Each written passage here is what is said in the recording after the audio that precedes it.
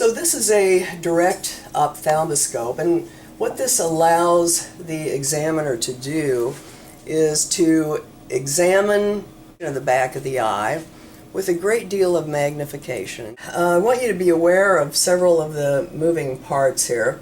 The first is I'd like to show you how to turn it on.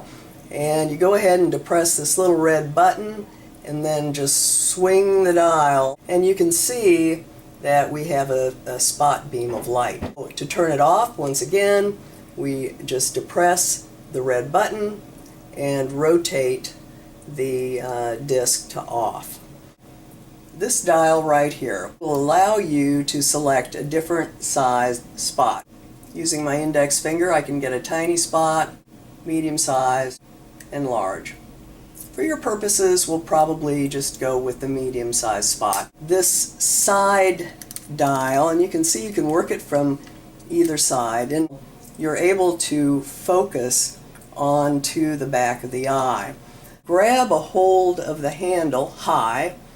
Keep your index finger on the dial to focus, and keep your middle finger just positioned to the front side.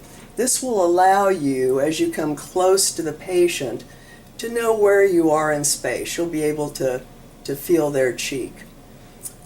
Now Lauren is going to examine the right eye of our patient, and in doing so, she's going to use her right eye, and she's going to hold the direct ophthalmoscope in her right hand. Now, if she were examining the left eye, she would be using her left eye and her left hand. And looking through the aperture and looking into the pupil, she's now going to rotate out about 30 degrees or so. And she'll see a red reflex off the retina, and so she moves forward, she keeps that reflex in her sight, and as she gets closer, she's able then to focus, and you'll notice she gets very close to the eye, and once that optic nerve is located, she's able to move off the nerve, looking at the retinal vasculature, the arteries, the veins. And then if she moves out temporally a little bit, she is able to see the macula. Liza is going to demonstrate the use of the indirect. So she's going to take the indirect ophthalmoscope from its wall mount and place it on her head.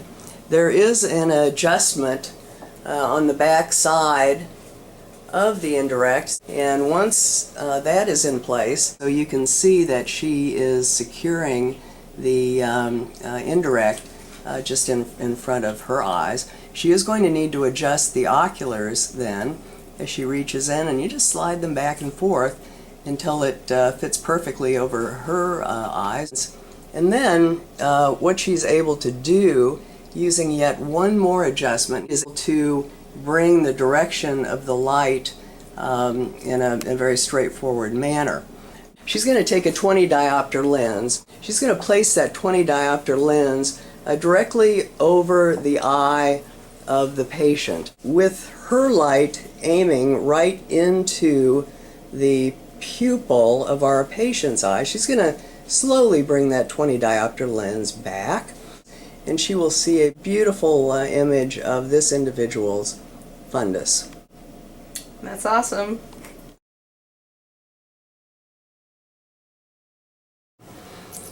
So Minji is going to demonstrate biomicroscopy, or the use of a slit lamp, and in particular a 90 diopter lens in examining a patient's retina.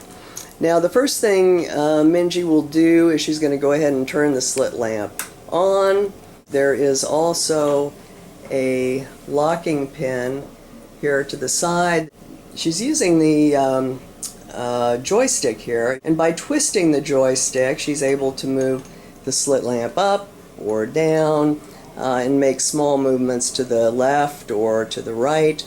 But to focus the instrument, what you need to do is move the whole instrument forward.